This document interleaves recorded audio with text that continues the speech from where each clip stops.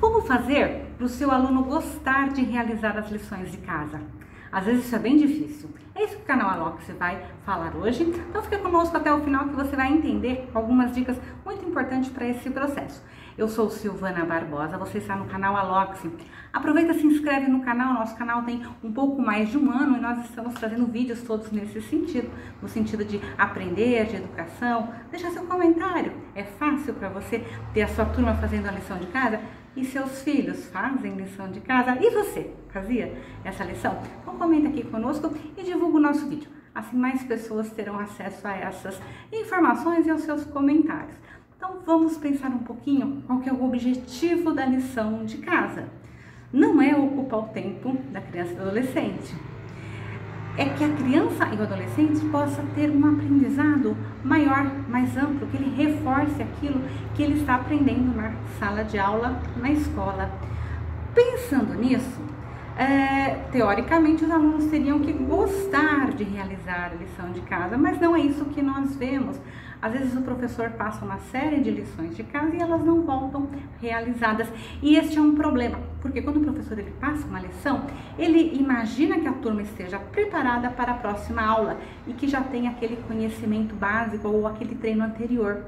Então a primeira dica para que o aluno faça a sua lição de casa é que as lições de casa elas sejam desafiadores e elas tragam prazer para o aluno, motivação.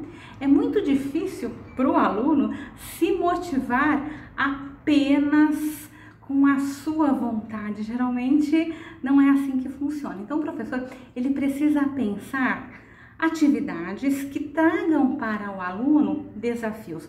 É lógico que não é toda atividade que traz desafio. Tem atividade que é simplesmente ele tem que fazer para reforçar, por exemplo, caligrafia. É escrever para reforçar a letra, para melhorar a letra. Enfim, só que existem outras formas para o aluno melhorar a sua habilidade de escrita, não só fazendo cópia ou alguma coisa nesse sentido. Então, quando o professor pensa em lição de casa, ele tem aí que ter essa ideia, né? Primeiro o objetivo e como que o aluno vai ter, né, esse acesso. Outra coisa que às vezes o aluno consegue entender é ele ter alguma recompensa fazendo a lição de casa, com um ponto positivo, ou alguma atividade diferenciada, ou se a turma inteira fizer a lição de casa, determinado dia vai ter alguma coisa diferente na sala. Então alguns combinados que podem fazer aí toda a diferença. É lógico que os alunos mais novos, eles fazem a lição de casa com mais afinco. Eles estão aprendendo, então para eles tudo é novo, né? Quando eles começam o processo de alfabetização, você pede para eles recortarem algumas letras, eles ficam encantados. É esse encantamento que vai desaparecendo ao longo do percurso escolar e começa a ficar tedioso.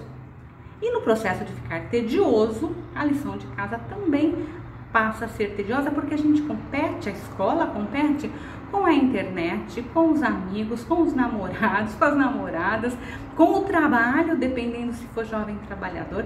Então a escola ela compete com uma série de coisas e às vezes a atratividade da escola não fica tão clara para o aluno. Ele opta por fazer qualquer coisa, menos a lição de casa. Então, existem aí alguns objetivos, né, que a gente tem para a lição de casa, como eu falei. Um deles seria exercitar a caligrafia. Essa atividade de exercitar a caligrafia só tem jeito escrevendo, né? Será?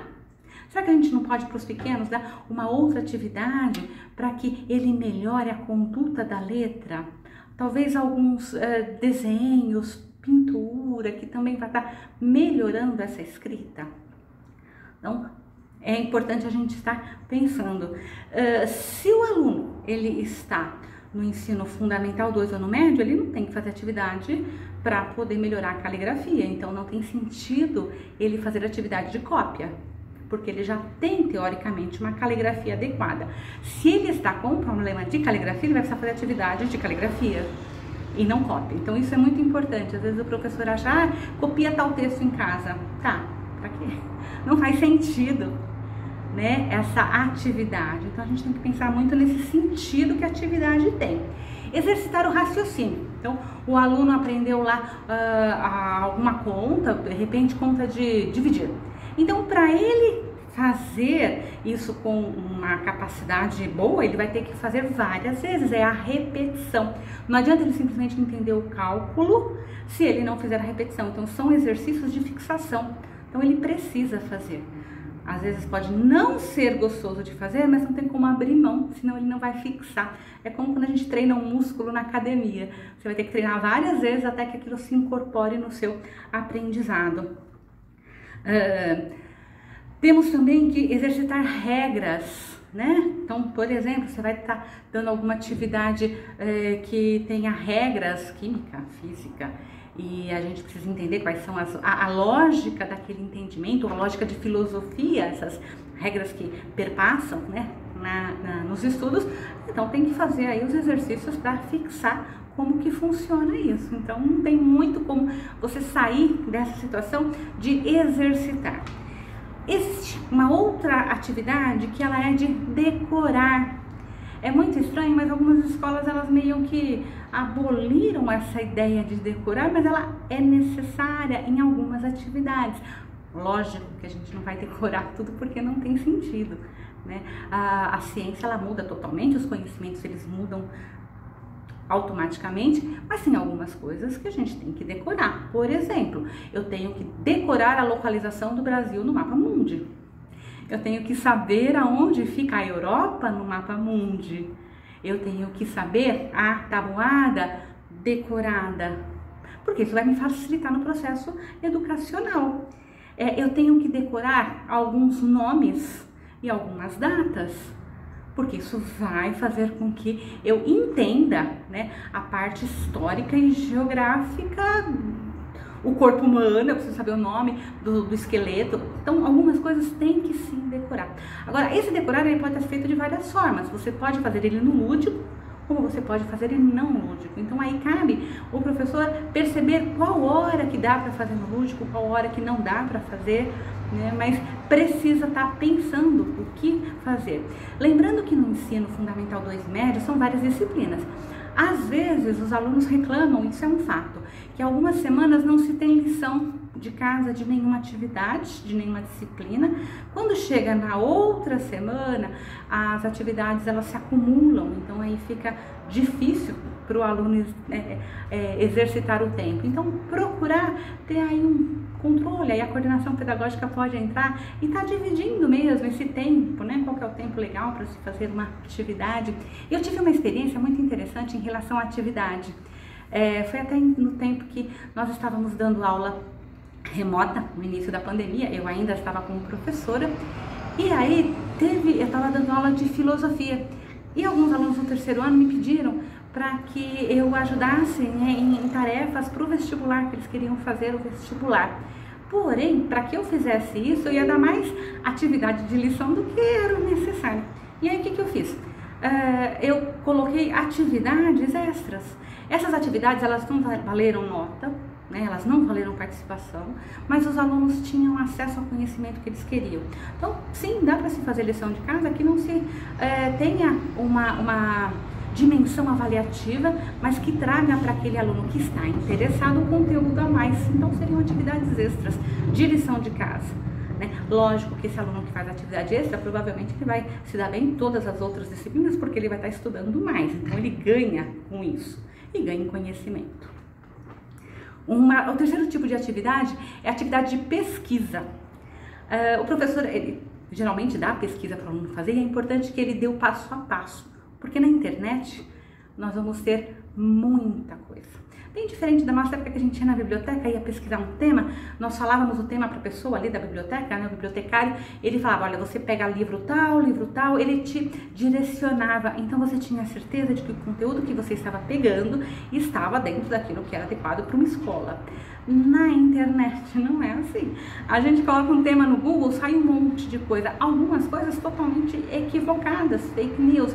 Então, o professor, quando ele pede uma pesquisa, sugiro que ele dê 2 ou 3 ou 4 sites, não necessariamente um único site, porque é importante ter a diversificação, né, dos conteúdos, mas que ele direcione, não deixe a pesquisa livre hoje em dia, porque está muito complicado. E o aluno, ele até terminar o ensino médio, ele não tem a maioria, lógico, alguns têm, mas eles não têm condições de saber se aquilo está adequado ou não, porque eles não têm um conhecimento prévio. A gente vai estar fazendo isso na faculdade, quando a gente começa a entender melhor as pesquisas científicas, como fazer pesquisa em sites que são menos duvidosos, enfim, direcionar o aluno para essa pesquisa. E não dá para fazer lição de casa só de pesquisa, tem que mesclar. Então tem que ter atividade de pesquisa, atividade de decorar, atividade de caligrafia para os alunos que precisam, né, deixar isso bem claro. Tem uma atividade que pouco se trabalha, que eu acho muito importante, que é a atividade de observação. Observação de comportamento. Por exemplo, você vai estar trabalhando sobre o lixo reciclado, tá? Ou sobre eleições presidenciais, ou sobre qualquer assunto que seja. Você passar uma lição para que o aluno observe como que as pessoas que estão no seu entorno veem aquele fato, veem aquela situação, como que na casa daquele aluno é feita a reciclagem, como que a reciclagem é feita no bairro daquele aluno, passa o lixo reciclado para recolher reciclado. Então ele não vai ter que fazer uma pesquisa na internet, ele vai observar o dia a dia. Isso é importante porque ele relaciona o que é concreto, que é a vida, com a escola. Se não faz sentido, se a escola ela não estiver respaldando o concreto que é a vida. Então essa observação poucos professores fazem. E é interessante porque o aluno consegue fazer algumas comparações fantásticas. E aí quando ele vai para o concreto é mais interessante, por quê? Porque é uma coisa que ele viveu. Então, sugiro que nas atividades que vocês fazem, de atividade de casa, lição de casa, passem observações. E dá para fazer observação de tudo, tanto na matemática, língua portuguesa, vai falar de leitura, então vamos observar quem lê na sua casa, se lê, quais são os livros, questionar por que lê, por que não lê, questionar os livros que ele tem. Então, essas observações, ela vai trazer o quê? O aluno conhecer, né? Se autoconhecer, conhecer o seu cotidiano. E aí ele pode ter uma quinta possibilidade, que é construir hipóteses. Quando você traz essas observações para a sala de aula, você pode estar fazendo indagações e o aluno começar a levantar hipóteses. E aí dentro dessas hipóteses ele pode fazer uma pequena pesquisa ali na escola, no grupo, e inicia-se o processo do conhecimento científico. Lógico que não dá para aprofundar em tudo, mas em algumas coisas o aluno consegue perceber, né, como que se faz uma pesquisa.